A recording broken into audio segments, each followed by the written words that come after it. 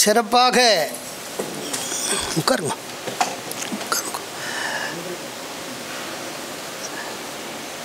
சிவன்மலையிலே இருந்து இந்த சிவதீட்சையை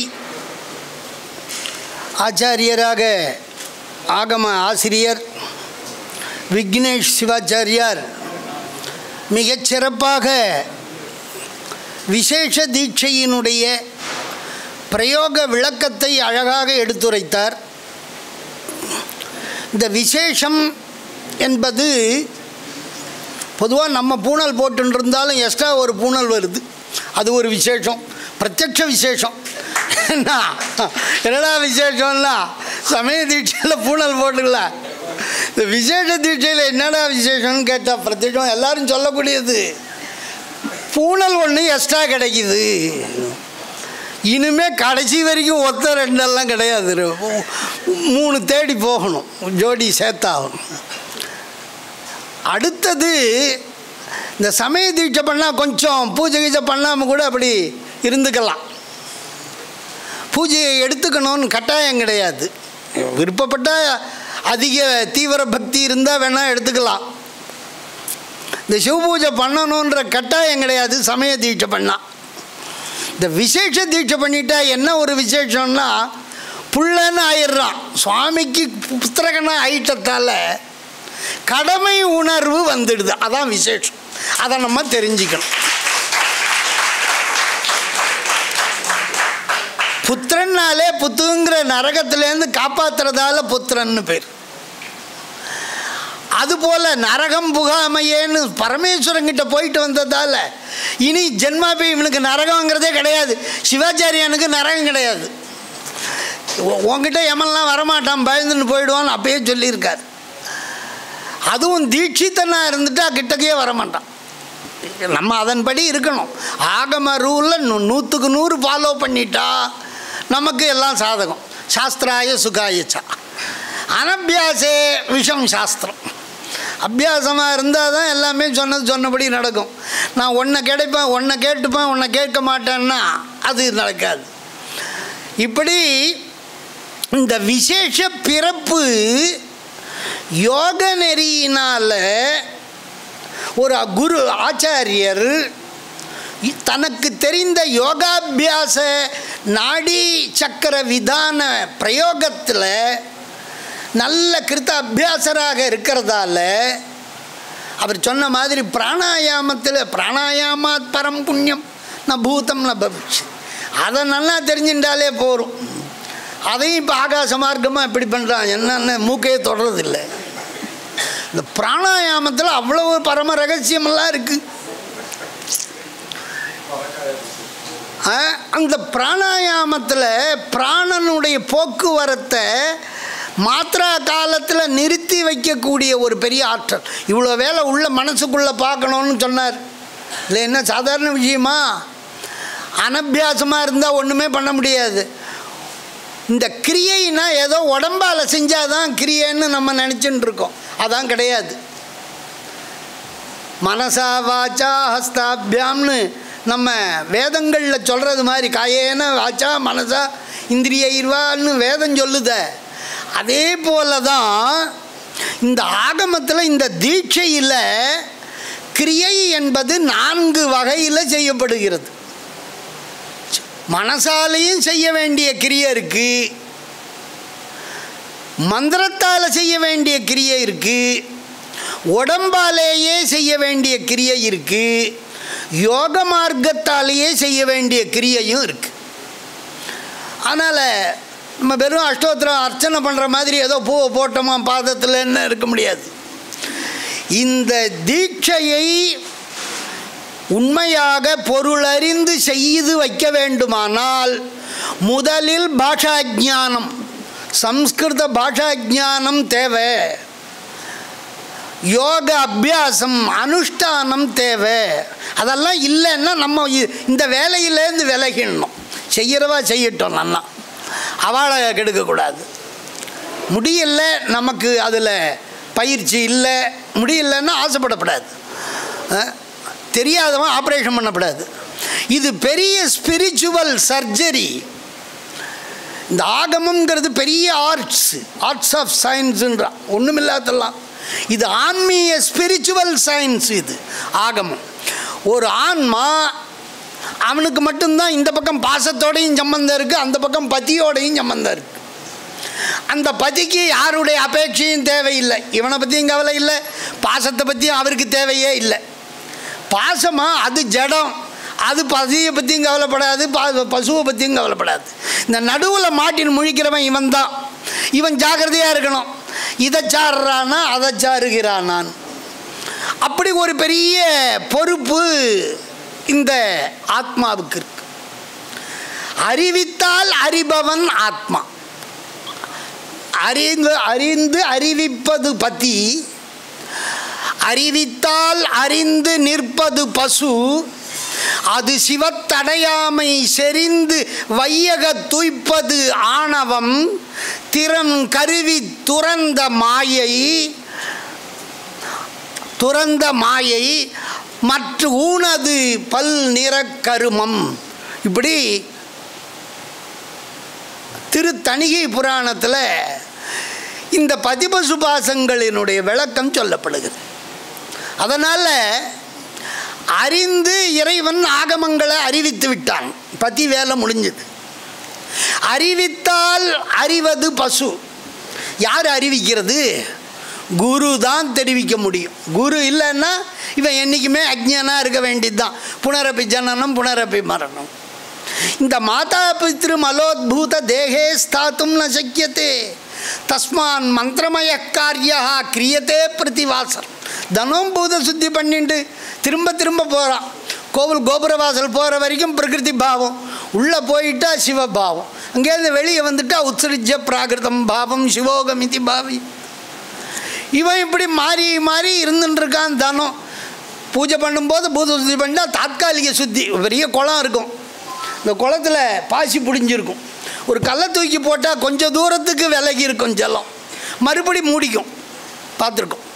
அதுபோல் இவன் கோயிலுக்கு போய் ஆத்மார்த்த பூஜை கோவிலுக்கெல்லாம் போய் பூஜை பண்ணிட்டு வர்ற வரைக்கும் சிவபாவம் சதாசிவ தத்துவாந்த வியாப்திக்கு பாவனையாக இருக்கான். ஆற்றுக்கு வந்தால் அரிசி பருப்பு இல்லைன்னா என்ன பண்ண முடியும்? பிரகிருதி பாவத்துக்கு வந்து தான் ஆகணும், போடுற இலையேன்னு சொல்லும். இப்படி இந்த விஷயங்களில் இவன் ரெண்டு விதமாக இருந்துருக்கான். இவனுக்கு கடமைகள்னு ஒன்று இருக்குது. இதுலேருந்து என்றைக்கு தான் விடுதலை போகிறதுன்னா அதுக்கு வழி தெரியணுமே, வழி சொல்லணுமே. அதை தான் குரு பண்ணுறார். குருவாய் வருவாய் அருள்வாய் குகனே. மோட்ச மூலம் குரோ கிருபா. குருவனுடைய அருள் இல்லை என்றால் திருவருள் இல்லை, மோட்சம் இல்லை. அதனால் இவன் நல்ல குருவை அன்வேஷனம். ஒரு வண்டு இருக்குன்னா போய் பல பூவை தேடி தேடி எங்கே இருக்குது தேனுன்னு அடையும். அதுபோல் உண்மையான பக்தி ஸ்ரத்த உள்ள ஒரு ஆத்மா நல்ல குருவை தேடி தேடி அலைகிறது. குரு லட்சணமெல்லாம் நிறைய சொல்லியிருக்கு, அதெல்லாம் ரொம்ப இங்கே சொல்லப்படாது. பதிவு பண்ணால் அப்புறம் எல்லாம் ஒப்பிட்டு பார்ப்பா, உபதிரவமும் இருக்கும். அதனால் அதுக்கு நம்ம தயார்படுத்திப்போம். உங்களுக்கு எல்லாம் தெரியும், இங்கே உள்ளவாளுக்கெல்லாம் சம்ஸ்கிருதம் நல்லா தெரியும். அதனால் நான் வெறும் ஸ்லோகத்தை சொல்லி வளர்த்த விரும்பலை. குரு லட்சணமும் இருக்குது, சிஷ்ய லட்சணமும் இருக்குது. அதெல்லாம் முடிஞ்ச வரைக்கும் நம்ம 4-5ல் 2 பழுதில்லைன்னு 10 லட்சணம் சொல்லியிருக்குன்னா ஒரு 5-6 லட்சணத்துக்காவது நம்மளை உடையவனாக தயாராக்கிக்கணும். அதுதான் நம்மளால் செய்ய முடியும். அப்படி இந்த குருவை அடைந்து அந்த குருவும் படிப்படியாக இவனுடைய நிலையை உயர்த்துகிறார். ப்ரமோஷன், பதமுக்தின்னு பேர். பதமுக்தி பரமுக்தின்னு 2. சாலோக சாமீப சாரூப சாயுஜ்யம். இந்த சாலோக சாமீப சாரூபம்லாம் பதமுக்தி. சாயுஜ்யம்ங்கிறது ஒன்று தான் பரமுக்தி, மற்றதெல்லாம் பதமுக்தி. இப்போ ருத்ரபதம் கிடைக்கும்னு சொன்னார். ஸ்ரீகண்ட ருத்ர புவனத்தில் நம்மளுக்கு இடம் கிடைக்குதுன்னா இந்த பூலோகத்திலேருந்து நிவர்த்தியாகி ருத்ரலோகத்தில் போய் ருத்ரனுக்கு மேலே ஈஸ்வரன் அனந்தேஸ்வரன் இருக்கார். பக்குவப்பட்டால் அங்கே அனந்தேஸ்வரன்கிட்ட போயிடலாம். இப்படி பலவிதமான நம்மளுடைய பக்குவத்தை பார்த்து தான் சுவாமி அதிகாரமலம், அதிகாரத்தில் ஆசை இருந்தால் அதிகாரியாக நியமிக்கிறார். புவனாதிபதி மந்திராதிபதி இப்படியெல்லாம். இந்த 3 உலகம்னு நான் முன்னாடியே குறிப்பிட்டேன். சுத்த புவனம், சுத்த புவனம், அசுத்த புவனம்.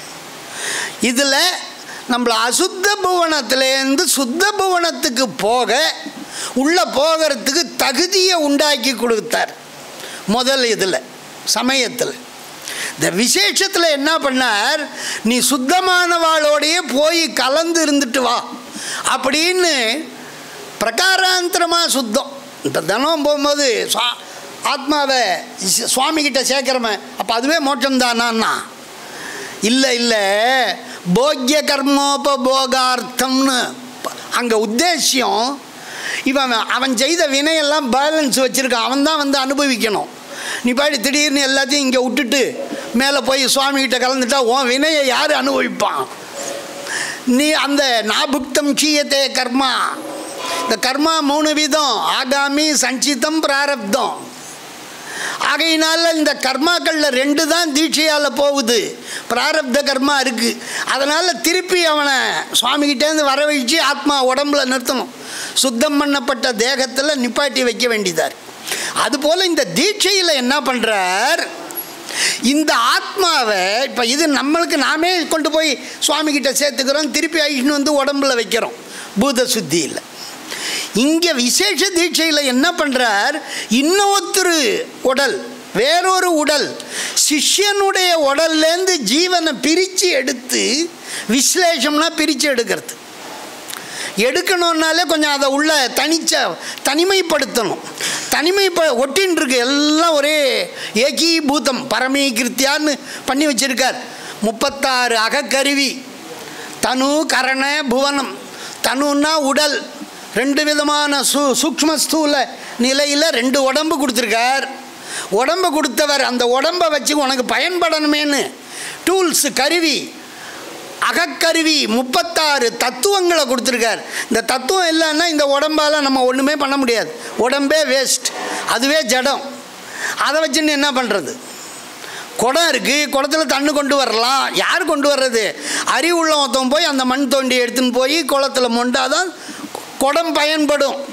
அதுபோல் இந்த தத்துவங்கள் சிவசக்தியால் இயக்கப்படாத பொழுது இந்த உடலும் பயனற்றது. தனு கொடுத்து என்ன பிரயோஜனம்? பகவான் தனு கரணம் புவனம் எல்லாத்தையும் கொடுத்துருக்கார். அப்படிப்பட்ட அந்த உடலிலே வேறொரு உடல்லேருந்து ஆத்மாவை எப்படி பிரிக்கிறது, எப்படி எடுத்துன்னு வர்றது, எடுத்துன்னு வந்தால் எங்கே வைக்கிறது, எப்படி வைக்கிறது, திருப்பி எப்படி அங்கேருந்து எடுக்கிறது, எத்தனை விஷயம் இருக்குது பாருங்கள்.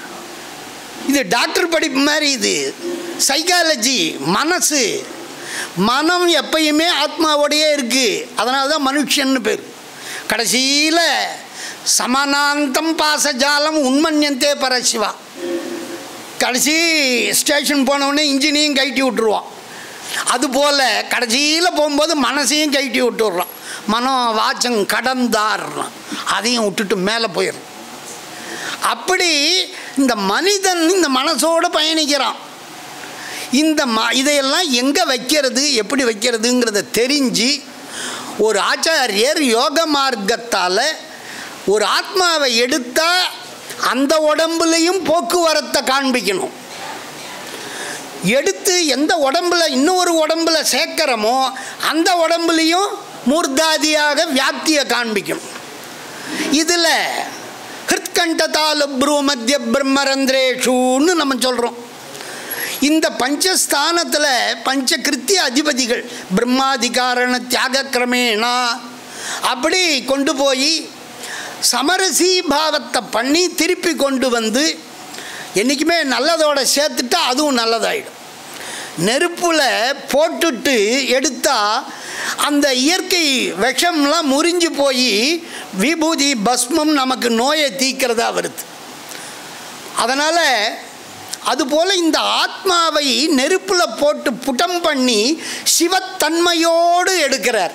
அதான் இங்கே தீயத்தே ஞான சத்பாவம், தீயத்தே சிவத்துவம், க்ஷீயத்தேச்ச மலத்திரயம், பாசத்திரயம், பாப பஞ்சரம் எல்லாம் போயிடுது இந்த தீட்சையில். அப்படி எங்கே கொண்டு போய் வைக்கிறான்? வாகீஸ்வரி கர்ப்பநாட்யாம். பாவனை என்ன? பாவனை கிரிய நமக்கெல்லாம் அதில் கேட்கக்கூட முடியாது, ரிக்வெஸ்ட் பண்ண முடியாது. அது அவளே பார்த்து அனுகிரகம் பண்ணாதான் உண்டு. அதனால் வாகீஸ்வரேன க்ஷிப்யமானம் விபாவ்யா, அதுக்கெல்லாம் ஒரு தனி தைரியம் வேணும். ஆச்சாரியனாக இருக்கும்போது சிவனுக்கே இவர் குரு, அவ்வளவு மகிமை ஆச்சாரியனுக்கு. அலங்காரம் பண்ணும்போது ஒரு குழந்தைக்கு அம்மா பண்ணுற மாதிரி அம்மாவாக இருக்கான், உபச்சாரம் பண்ணும்போது தாசனாக இருக்கான். நமக்கே இத்தனை பக்குவ நிலை இருக்குது. அதுபோல் வாகீஸ்வரி கர்ப்பத்தில் கொண்டு போய் இந்த சிஷ்யன் ஆத்மாவை வைக்கிறதுன்னு முடிவு பண்ணிட்டார், எடுத்துட்டார். கொண்டு போய் வச்சு அதுக்கு எல்லா சம்ஸ்காரங்களை பண்ணி இந்த த்விஜத்துவம், த்விஜன்மா, 2 பிறவி. அது என்ன 2 பிறவி? சாதாரணமான பூணல் போடுறதுக்கே த்விஜத்துவம் சித்திக்குது, வேதம் படிக்கிறதுக்காக. இந்த பூணல் போடுறது ஸ்ரௌத கர்மாங்கிறது சரீரிக்கம். அதை வியாக்கியானத்தில் சொல்கிற மகரிஷிகள்லாம் சொல்லியிருக்கான். இந்த ஷோடச கிரியை என்பது சாரீரிக்க கிரியை, உடலுக்கு பண்ணக்கூடியது. இந்த த்விஜத்துவம், தீட்சையில் பண்ணுற த்விஜத்துவம் உடலுக்கு பண்ண அந்த பூணல் இல்லை, ஆத்மாவுக்கு த்விஜத்துவம். நீ சகலனாக இருந்தவன் இப்போ அந்த கலையிலிருந்து விடுபட்டும் உனக்கு போக தெரியும். கலையிலேருந்து விடுபட்டு கேவலாவஸ்தைக்கும் உன்னால் போக முடியும். கேவலாவஸ்தையிலேருந்து நல்ல குருவை நாடி சிவனை பூஜா புனஸ்காரங்களை தீட்சைக்கு பிறகு அனுஷ்டான பலத்தால் சுத்தாத்மாவாக ஆகலாம். ஆத்மாவுக்கு 3 அவஸ்தை அழகாக சொன்னார் அவர். கேவலாவஸ்தை, கேவலாவஸ்தைன்னா தனிச்சு இருக்கும், அந்த ஆணவ மலம் மட்டும் அவன் கூட மறைச்சின்று சர்வஜத்வாதி சைத்தன்யத்தை மறைச்சின்னு இருக்கு, தனிச்சு ஆத்மா இருக்கான். ஸ்தூல தேகமெல்லாம் கிடையாது. ஸ்தூல தேகம், சூக்ஷ்ம தேகம், தத்துவ சம்பந்தம், மாயா சம்பந்தம் ஒன்றுமே இல்லை. பிறவி கிடையாது, உடம்பு கிடையாது, 36 தத்துவம் கிடையாது. அதுக்கு கேவலாவஸ்தான்னு பேர். ஆத்மானா த்ரிவிதாக, கேவலா, சகலா, சுத்தா இது. கேவலாவஸ்தைக்கும் இந்த சகலாவஸ்தையில் கலான்னா கலா தத்துவம், மாயீயம், இந்த கலா தத்துவத்தோடு சகிதமாக இருக்கிறதால தான் இவனுக்கு சகலன்னு பேர். சகலன்னா சகல பாசமும் இருக்குதுன்னு அர்த்தம். ஆணவம், கண்மம், மாயம் 3 பாசமும் சமக்கிரமாக இருக்குது.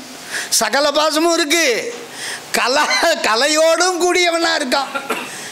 கலாபந்தம், கலாதி பஞ்சகத்தால் தான் பும்ஸ்துவம் கிடைக்கிறது. ஆகையினால சகலன். இந்த கலாபந்தம் இல்லாமல் இருக்கிறது கேவலாவஸ்தை. இந்த சகலன் கேவலனாக ஆகிறதுக்கு முன்னாடி 5 அவஸ்தை. மனுஷனாக பிறந்தாலே அவஸ்தை தான். அப்படி ஜாகிரதி பஞ்ச அவஸ்தை, அதையும் இவன்லாம் அனுபவிக்கிறான். ஜாகிரத், ஸ்வப்ன, சுஷுப்தி, துரியாதீதாதி அவஸ்தைகளால் சகலனாக இருந்தவன் அதுவாக கேவலாவஸ்தை அடையிறான். பிறகு மோட்ச தசையில் அந்த ஆணவமலத்து கட்டையும் நீங்கி அவன் சுத்தாவஸ்தையாக ஆகிறான். இதுதான் தீட்சை. அதனால் இந்த விசேஷ பிறப்பில் அப்பா அம்மாவுக்கு அடுத்தபடியாக தீட்சைன்னு ஒன்று வாங்கிட்டா குருவும் அப்பா தான். வித்யான்னா மந்திரத்துக்கு பேர். அதனால் 5 விதமான தந்தைகள், அதில் மந்திரத்தை கொடுத்தவரும் ஒரு அப்பா தான். ஆகையினால் ஒரு புத்திரகன்னு பேர். அப்படியாக அந்த எச்ச வித்யாம் பிரயச்சதி சகாபதா அப்படின்னு சொல்லுவா. இந்த பூணல் என்பது எல்லாருக்கும் உண்டு. சுத்தமான வேலையிலேயே இருக்கிறவா எப்பயும் கைட்டாமல் இருக்கா. கொஞ்சம் அசுத்தமான வேலையில் பண்ணுறவாளுக்கு இது புனித நூலாச்சே, அதனால் எப்பயும் போட்டுண்டு அசுத்த காலத்தில் இருக்கக்கூடாதுங்கிறதுக்காக சிலருக்கு விதிவிலக்கு. அவளுக்கும் முக்கியமான கர்மா காலங்களில், கல்யாணத்துலேயும் கர்மாதின்னு சொல்லக்கூடிய கர்மா காலத்துலேயும் துணியை கிழிச்சாவது பூணல் போட்டுன்னு தான் பண்ணுவாள். பூணல்ன்றது பிராமணனுக்கு மட்டும் கிடையாது, எல்லா ஜாதியினருக்கும் உண்டு. அதே போல் எப்படி நம்ம புனிதமாக இருக்கணும்னு ரட்சாபந்தனம் பண்ணிக்கிறோமோ, அதே போல் யாருக்கு கல்யாணம் பண்ணாலும் தம்பதிகளுக்கு ரட்சாபந்தனம், சிஷ்யனாக இருந்தால் சிஷ்யனுக்கு ரட்சாபந்தனம், சிலையை ஏற்கிறதா இருந்தால் அதுக்கு கௌத்துக்கு பந்தனம், எல்லாத்துக்கும் உண்டு. இப்படியாக இந்த விசேஷமான இந்த ஜாதி உத்கிருஷ்டம், ஜாதி உத்கிருஷ்ட தீட்சான்னு பேர். ஜாதிங்கிறது வகுப்புவாதம் தானே தவிர உயர்வு தாழ்வுக்கு இறைவனால் படைக்கப்படலை. அப்படியாக பரமேஸ்வரன் சொல்லி இந்த ஆத்மா எங்கே இருக்குது? இந்த உடம்பில் ஜாகிர அவஸ்தையில் ஹிருதயஸ்தானத்தில் இருக்குது. அது அங்கே இங்கே போயின்னு இருக்கும். ஜாகிர சோப்பன சுஷுப்தி அப்போ எல்லாம் ஒவ்வொரு இடத்துல இருக்கும். அதையெல்லாம் இவர் யோக மார்க்கத்தால் ஹிருதயத்திலேயே உயிரை இருக்கும்படி பண்ணி அங்கேயே நிலச்சி இருக்கும்படி நிருத்தனம் பண்ணி அந்த நிருத்தியில் சம்ஸ்காரத்தை பண்ணி கொண்டு வர இப்படியாக பார்வதியினுடைய குழந்தையாக ஆக்கி வெளியே கொண்டு வர்றதால தான் நம்மலாம் விசேஷ சந்தியில் என்ன சொல்கிறோம்? தர்ப்பணம் பண்ணும்போது ஈசாய பித்ரே சதாசிவாய பிதாமகாய சாந்தாய பிரபிதாமகாய 3 கேடர் 3 லெவல் சொல்கிறோம். சிவலிங்கத்தில் 9 லெவல் இருக்குது. நவ தத்துவம். நிஷ்களத்தில் 4, சகல நிஷ்களத்தில் சதாசிவம் 1, சகலத்தில் 4. சகலத்தில் தான் பிரம்மா விஷ்ணு ருத்ரன் ஈஸ்வரன். சதாசிவன் சகல நிஷ்களம். அதுக்கு மேலே பிந்துவுக்கு மேலே நாதம், நாதத்துக்கு மேலே சக்தி, சக்திக்கு மேலே சிவன். நிஷ்களத்தில் 4. இந்த தத்துவத்தில் அதை தெரிஞ்சு இந்த தத்துவத்தெல்லாம் தான் இந்த தந்துவில் வச்சு காட்டியிருக்கான். பூனலுக்கு தந்துவில் 9, 7, 6, 5 இதெல்லாம் இந்த தத்துவங்களை சொல்லக்கூடியது. பிரதி தத்துவம் சத்ரும்ச தத்துவம்னா சத்ரும்ச தத்துவம் அந்த முதுகு கூர்ச்சத்துக்கு எலும்பாக இருக்குது. தத்துவாஸ்தி தத்துவம் எலும்பாக இருக்குன்னார். கலசத்தில் மத்திய அந்த கூர்ச்சம் போடும்போது 36 தர்பையை போடுனார். ஏன் அந்த 36 தத்துவம் 36 எலும்பாக இருக்குன்னு அர்த்தம். இப்படி சித்தாந்த கருத்துகள் எல்லாம் செயல்பாட்டில் இருக்கு. ஆகம கிரியைகள் ஆன்ம நலத்தை கொடுக்கக்கூடியவைகள், வெறும் கிரியைகள் அல்ல. அப்படியாக இந்த சதாசிவாதிகளை தெரிஞ்சு அந்த முறையில் வினை பயன்களை எல்லாம் முற்று பெற்றதால் எதுக்கு சொல்ல வந்தேன்? தர்ப்பணம் பண்ணுற அதிகாரம் மாதிரி பூஜை பண்ணுற அதிகாரமும் வந்துடுது. புத்திரகனாக இருந்தால் சிவ பூஜையே எடுத்துக்கலாம், விருப்பப்பட்டால் எடுத்துக்கலாம், விசேஷ தீட்சைக்கு அப்படியே எடுத்துக்கலாம். அப்படி இல்லாமல் சாதக தீட்சை நிர்வாண தீட்சை ஆகிட்டால் கட்டாயம் பண்ணி ஆகும். இந்த புபுக்ஷு முமுக்ஷு சபீஜ நிர்பீஜ விவகாரத்தால் 2 விதமாக அதிகாரம் கொடுத்தும் பண்ணலாம், அதிகாரம் கொடுக்காமலும் பண்ணலாம். இப்போ எல்லாம் எங்கே தீட்சை பண்ணி வச்சா அவன் எல்லாத்தையும் நம்ம இதெல்லாம் பிடிங்கிடுவானோன்னு தீட்சையே பண்ணி வைக்காமல் போயிடுறான். அப்போ இந்த சம்ஸ்காரமே அழிந்து போய்விடும். அப்படி பண்ணக்கூடாது. சாதுர்வர்ணத்துக்கு நம்ம அதிகாரியாக இருக்கிறதால அவள் பண்ணிட்டதால் அவளுக்கு நீ அதிகாரம் குரு கொடுக்காமல் பண்ண முடியாது, பண்ணக்கூடாது. அதுக்கு தான் இப்போ தான் சர்டிஃபிகேட்டே கொடுக்குறாள். தீட்சை பெற்றுன்னு இருக்கான், இவனுக்கு இதில் தான் அதிகாரம் அப்படின்னா அவன் எப்படி திருப்பி வந்துட முடியும்? அதனால் எந்த விதமான அச்சமும் இல்லாமல் ஒவ்வொரு குருக்களுக்கும் ஒரு 300 பேராவது சிஷ்யால் இருக்கணும். அப்போ தான் சமயம் வளரும். நான் யாருக்குமே பண்ணி வைக்க மாட்டேன், அவன் பண்ணிட்டா கோயிலுக்குள்ளே வந்துடுவான். எப்படி வருவான்? நீ நிரதிகார தீட்சை கொடு. ஆகமத்தில் எத்தனை 40-50 கேடர் இருக்குது. ஒருத்தருக்கு ஒன்று கொடுக்கணும்னு நினச்சிட்டா மந்திரம் சொல்லியும் தானம் கொடுக்கலாம், இந்தாப்பா வச்சுக்கொண்டும் கொடுக்கலாம், தூக்கியும் போடலாம், இன்னொருத்தவங்க மூலமாக கொடுக்கலாம், எப்படி விதமாக கொடுக்கலாமே. அதனால் தீட்சை 36 விதம் இருக்குது. உனக்கு ஏதாவது தீட்சையினால்தான் இறைவனை அடைய முடியும். பசுத்தன்மையிலிருந்து நாம் முதல்ல நம்மை உணரணும். அதுக்கு தான் இந்த தீட்சைகள் நமக்கு ஞானத்தை கொடுக்குது. அதனால் என்னை அறிவென்றான், என் அறிவில் ஆனந்தம் தன்னை சிவமென்றான், சந்ததமும் என்னை உன்னை பாரா மறைத்ததுவே பாசமென்றான், இம்மூன்றும் ஆராய்ந்தவர் முக்தராம். இந்த பதிபசு பாசத்தை நன்னா தெரிஞ்சு ஆத்ம ஞானியாக, நான் ஆத்மாங்கிறது இதான், நான் இப்படி தான் இருக்கேன், இன்ன லெவலில் இருக்கேன், இன்ன தத்துவத்தில் இருக்கேன், இன்ன புவனத்தில் இருக்கேன், இன்ன பண்பில் இருக்கேன் அப்படின்னு தன்னை அறிதல், அதுவே ஒரு பெரிய ஞானம். அதுக்கப்புறம் பதியை அறிதல், இப்படி படிப்படியாக போகிறோம். இப்படியாக இந்த தீட்சை விசேஷ தீட்சை விசேஷமாக எடுத்துரைக்கப்பட்டது. அவரை இப்பொழுது கௌரவித்து அடுத்த நிலைக்கு உயருவோம். ஓம்